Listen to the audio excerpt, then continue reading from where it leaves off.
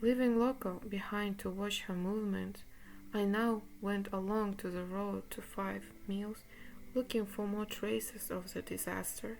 Here I found Pippa's spoor for some 300 yards, intermingled with the pugmars of a lioness or young lion, until both turned in opposite directions. Pippa towards the Mulika plain, where I now knew she kept her cubs concealed. Trying to discover from the spoor how the tragedy had happened, I assumed that where the lion came along the road, he scented the cheetah and went to the bushy tree. The big and the plucky male cub may have crawled out to protect his family, as he had tried to do before when I had come too close, and been instantly killed. Meanwhile, Pippa must have left the bush at the far side and got chased by the lion until the spoor left the road in opposite directions. She may have returned to the cubs, and may even have carried them to the spot where we found their spoor together on the road. After hiding them in the twin bush half a mile of it, she probably went back to mile 5 to look for the missing cub. It was from here she had come when we arrived. She still seemed not to know that she would never return to her. When I rejoined Loco and Pippa on the road, she walked back to her cubs. I asked Loco to remain behind, and she led me in a straight line to the twin bush, which was now guarded by a single elephant. To give him time to move away, I collected meat and water for our cubs, and on my return found the elephant gone. Soon after this, Pippa called purr, purr, and in response the cubs came crawling out the bush, but they were extremely nervous. Even when Pippa encouraged them by demonstrating how to eat the intestines in spaghetti fashion, they nibbled very carefully, looking around constantly. The female was especially apprehensive and bottled back to the bush if I made the slightest movement. So as not to upset the family further by my presence, I left and drove to the park warden to tell him what had happened. We both examined the teeth of the dead cub and found that at 6 weeks and 4 days all his molars were already through. Then I took the cub to my camp to bury it there. While the men were digging the grave, I held the little cheetah. How beautiful he was, so clean, despite the horrible wound behind his head. I decided to sketch him before burying him, and so keep part of him with me. While I was painting the strongest and the most beautiful of Pippa's 4 cubs, I tried to understand why such a perfect animal at the beginning of his life should be deprived of it for no apparent reason. There seemed to be no logical answer other than the fact that any full-grown predator often kills the young of other predatory species to eliminate a rival. Several times we had found lion cubs killed by leopards and vice versa. The victim always left otherwise untouched. In this case, the cub's pluck might have been the cause of his death. Strangely, while I was absorbed in my sketching, my anguish relaxed, and the more the portrait of the dead body seemed to come to life on the paper, the less pain I felt. I cannot explain the strange transition I went through. By the time the sketch was finished, the pang of death had gone. We buried the body, and the little cub under the tree where Pippa had often rested with her family. On our way to find the cheetah next morning, Loco was walking a few steps behind on the road when suddenly a lion jumped out of the grass and charged him. While he tore the rifle from his shoulder and clattered the bolt into position, The lion came within 5 yards of him, and now I recognized Ugas. George, one-eyed lion. Instantly, I called, "No, no, Ugas, stop!" and in the nick of time prevented what might well have been a tragedy. Loco would have been justified in shooting Ugas in self-defense, but luckily it wasn't necessary. Ugas obeyed me and sank back into the high grass again. He must have rested near the road and may have been taken by surprise when we passed close by him. Nevertheless, we were rather shaken, especially as all this bad happened within 200 yards of where Pippa's cub had been killed. I didn't like having Ugas so close to Pippa, so I drove the 12 miles to George's camp and asked him to try and entice Ugas back to his domain. Ugas had frequently been near my camp and even right inside it, which did not know harm as long as I was there and could call George to control him. But with Pippa's cubs around and the situation have changed, we arranged that George should bring some meat and with it try to induce Ugas to jump inside the wired-in pickup Land Rover and be driven home. But although George spent the night at my camp waiting ready with the Bader car, Ugas was far too preoccupied with the wild lioness to show up. It was probably the same lioness that had killed Pippa's cub, as George later found them mating within a mile of where the tragedy had taken place. Meanwhile, for the next 2 days we searched in vain for Pippa. Although they did not surprise me, these days were most exhausting, physically and mentally. While screening every bush, I found a young serval cat hiding in one. Realizing that she had no escape from me, she kept absolutely frozen, and only her terrified eyes proved that she was alive. Staring at me from no more than 2 feet away, she remained completely immobile for about 10 minutes. By this time, she had made me believe that she was ill, and I left to find Loco so that we might help her. On our return, she was gone. Shaming death by freezing is a well-known reaction of any concerned animal, but I admired the self-control of the serval cat in keeping completely still for so long a time and at such close range until she found it safe to run away. But where was Pippa? We were searching among shoulder-high reeds along the Mulika River when a lion growl made us stop abruptly. By the moving of the reeds, we knew that we had almost stepped on the lion, who was probably asleep. Soon after this we had another narrow escape by startling a buffalo from his midday rest. It was exhaustingly hot, and he was lying underneath a bush which we were just going to investigate. Like the lion, he had enough room for retreat, and so we were able to continue our search. It was only in the evening of the 3rd day that we located Pippa. Not far from the Mulika, yet she must have heard us calling day after day. She was extremely hungry, and so must her cubs have been, but she did not allow them to appear while she had an enormous meal, and finally we had to return without seeing them. I could understand Pippa's fear of exposing her children after dark, and from now on I made every effort to feed the family when possible in the mornings. The cubs ate only a little at a time, but liked to feed at frequent intervals throughout the day. Therefore, I repeatedly spent all the daylight hours with the family, cutting the meat into thin slices so that the cubs could gobble it up before Pippa could interfere.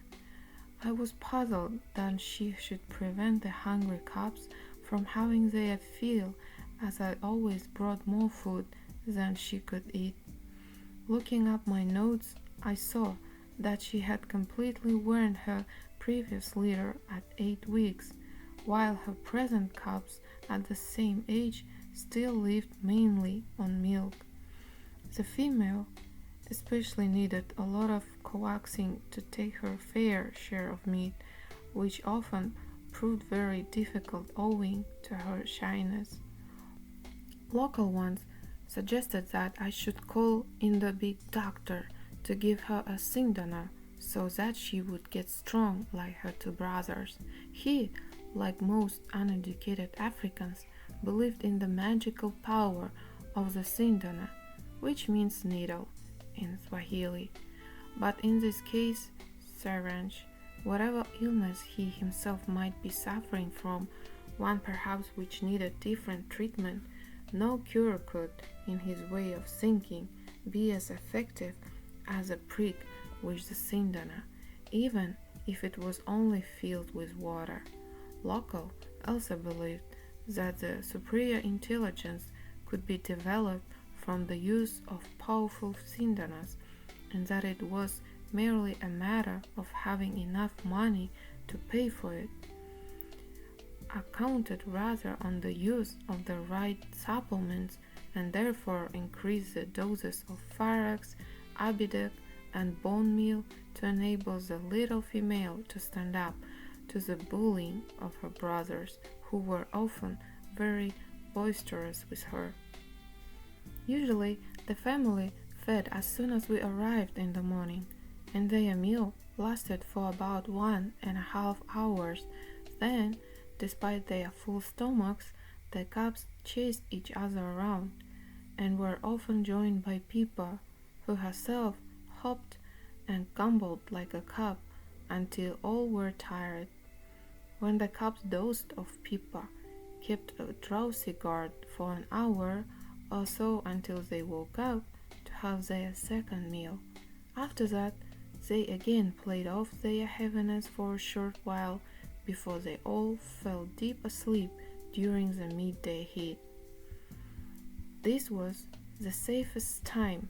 Only the most hungry predators would prowl around during the hot hours when the air was shimmering and not the faintest sound betrayed any activity. Now we thought in time to name the cubs.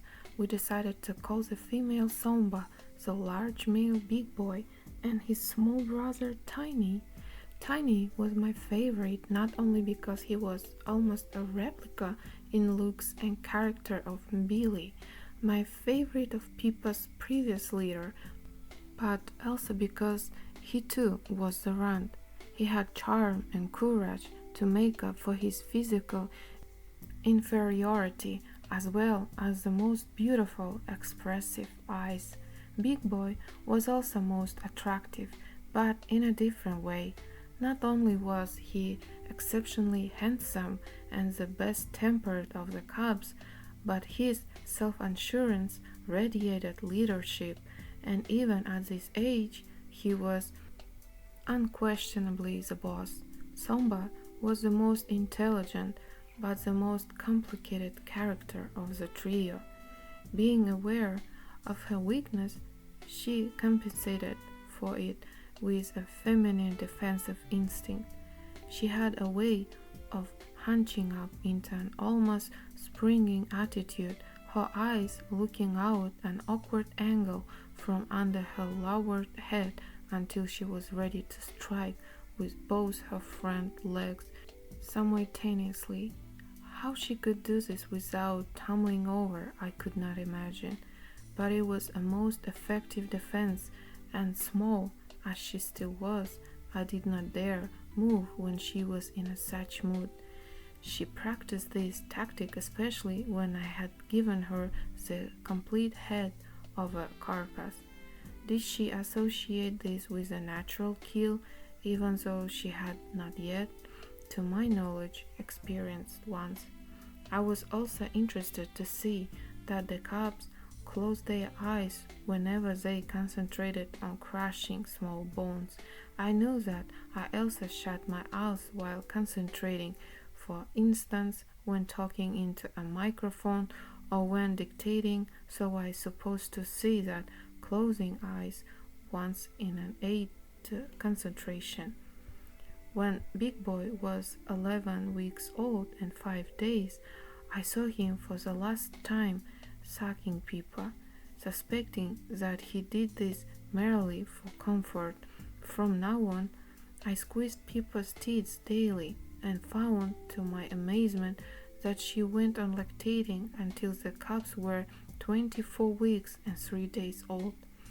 This was the age at which Pippa, previous litter, had shown slight signs of rickets and at which they suffered from 3 broken legs. I was very glad to see that no such symptoms were apparent in her present cubs, who were superbly fit and full of energy.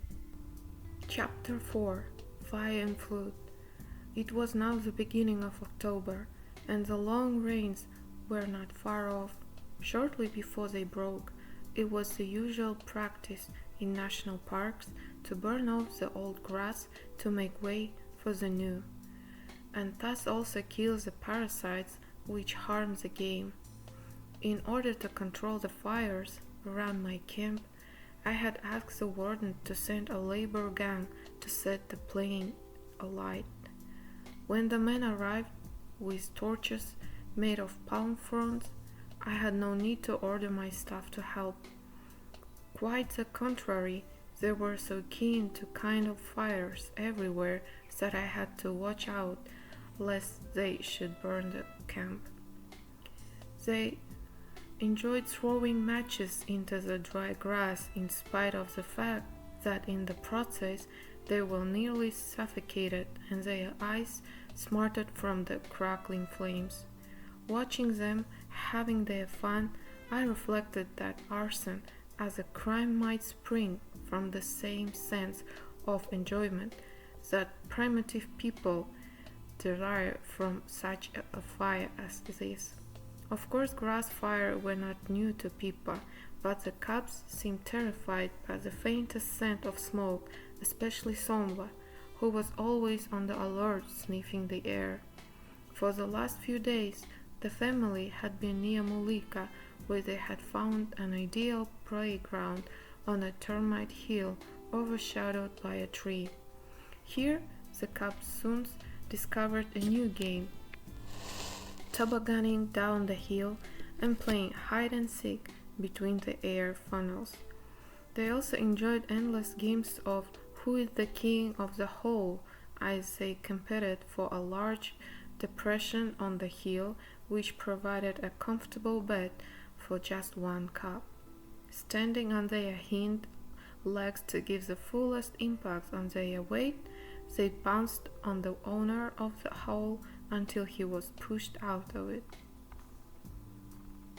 But best of all the fun was jumping back and forth across the rivulet, and they soon found out how to do this without landing in the river.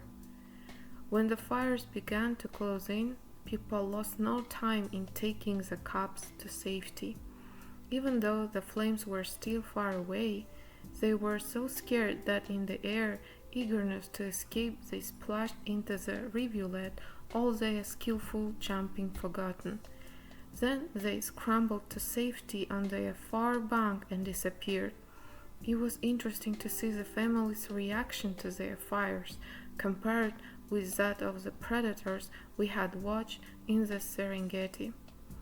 There the lions especially had sat so close to the leaping flames, waiting for escaping animals or warming themselves, that they sometimes got singed by flying sparks. During the burning, many animals temporarily left their territories, but how far they went I realized only when I saw a herd of sick lesser kudu near my camp one morning. Normally, these beautiful antelopes live in thick bush some 10 miles away, and these must have crossed the crocodile-infested Rojaveru River. I only saw them on this occasion and assumed that they left this open country again as soon as the fires had died down. For the next 2 days we could not find the family.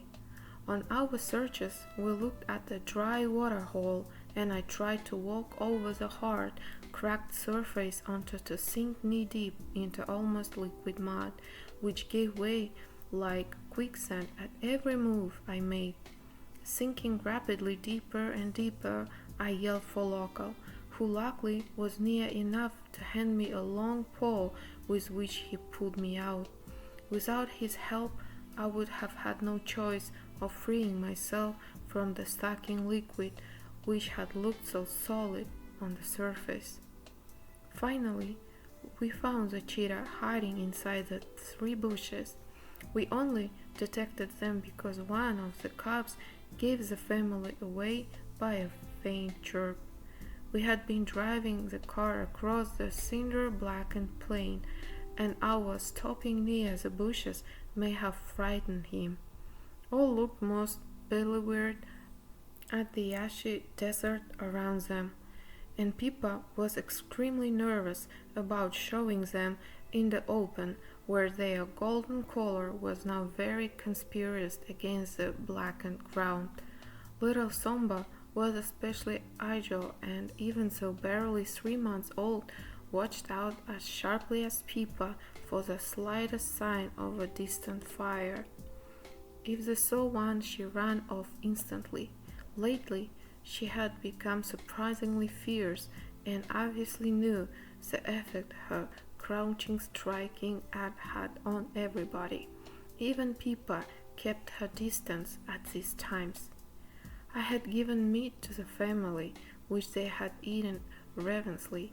Afterward, while they were playing, Pippa tried to get hold of Somba's head, but the little cat rolled growling round and round, never letting her mother out of her sight, till suddenly she sprang up and struck out in a fury. Pippa only avoided the blow by jumping off the ground with all her 4 legs at once. Somba struck again and again, while Pippa kept on hopping off the ground until she moved away. Instead of putting her belligerent daughter in her place, she waited until Somba settled down. Then, after a little while, the cub embraced her mother in a such warming way that both rolled together happily, all bad temper forgotten. I had to be very tactful not to provoke Pippa's jealousy by feeding the cubs first. She resented this deeply, and whether they had eaten or not, would move away, calling purr purr for the cubs to follow her. The more Somba developed her crouching striking art, the less inclined was Tiny to fight for his share. Fighting for food is normally a good stimulus for making a cub eat even if it's not hungry, but Tiny realized that he could not stand up to Somba's strikes and simply walked to the one side, waiting for me to hand feed him. This soon became routine, and he watched carefully how and where I concealed his share from the rest of the family, and then waited for an opportunity to eat undisturbed. All loved the fat of zebra and the trachea of any carcass, in which I often concealed the bone meal. Onto these tidbits. Fires had been raging all over the region that Pippa frequented, and the only area which was no longer smoldering was the plain across the Vasarongi, some 4 miles upstream from my camp, to which Pippa now took her cubs. There we found them one morning on a freshly killed young Grant's gazelle. Pippa had suffocated it by compressing its throat. Otherwise, the carcass was still untouched. As soon as I came near, Somber charged most aggressively, lunging at me, spitting and growling with some murderous eyes that I was truly scared. Of course, I was glad that she realized that she needed to act like a wild animal to her first natural kill, or rather like a female whose business it is to defend the kill. The males did not mind my being there. To my surprise, when I held out the milk to the cubs, Somba quickly joined her brothers, but if I dared to move toward her kill, she charged immediately. Unfortunately, I had not brought the cinema camera, so leaving Local in charge of the family, I collected it from camp. On my return, the cheetah had not finished the kill, and Somba was defending it as fiercely as in the morning. Meanwhile, the air was heavy with rain, and dark clouds hung like curtains ready to burst at any moment. The frequent thunderclaps terrified the cubs, who bolted at the slightest rumbles until finally Pippa called "Purr, purr," and they all moved off. We collected the remains of the grunt to save it for the next day's meal and returned home. The cheetah stayed for a week on this part of the plain, which we could really only by wading through the flooded rivulet, those depths increased daily. After one night of very heavy rain, we could no longer cross it. Luckily, we soon found the spoor of the family on our side. They must have swum across just in time. I assumed that Pippa had done this so as not to be cut off from her meat supply, but she proved to me once again how little I could read her mind. Instead of moving near to my camp, where she knew that I had meat, she took the cubs 2 miles in the opposite direction, onto a plain where there were lots of grunt and zebra. This obviously proved that she preferred her cubs to grow up wild and not get used to our camp. They gave us another proof of how wild they were when she spotted them one morning within 300 yards of the Land Rover. Leaving the vehicle on the road, we carried the meat to the hungry family. While they tucked in, a tourist car appeared, but long before it reached our Land Rover, the cubs had bottled out of sight in spite of not having finished their meal. Now, for the first time since they had parted months ago, Pippa was in Billy's territory. The only reason I could imagine for the breaking of her self-imposed rule was that most of her surrounding country had recently turned into swamps where it was extremely difficult to hunt. I found it interesting to observe that Pippa never used the same trees or antils she had frequented when with Billy, Whitey, and Taru, but chose new playgrounds for her present cubs. These 3 stumps she marked carefully for several days with her droppings. Did she do this to establish her territory? I wondered what would happen if Billy should turn up.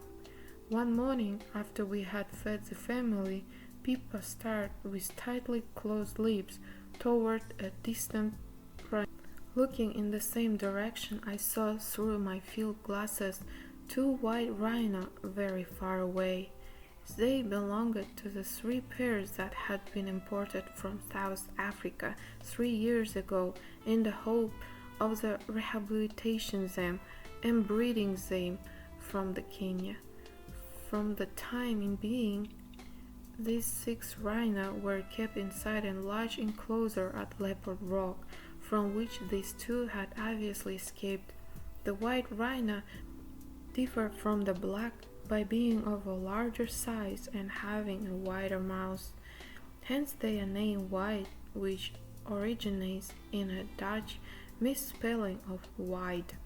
I didn't know these differences were enough to frighten Pippa, but purr, purr, and she and her cubs bolted as fast as they could run. I was interested to know if she could differentiate them between the 2 species, and if she had run away from the one unfamiliar to her, although she usually ignored the local black rhino. I had to wait for more than a year to get the confirmation from her cubs, who then reacted in exactly the same way.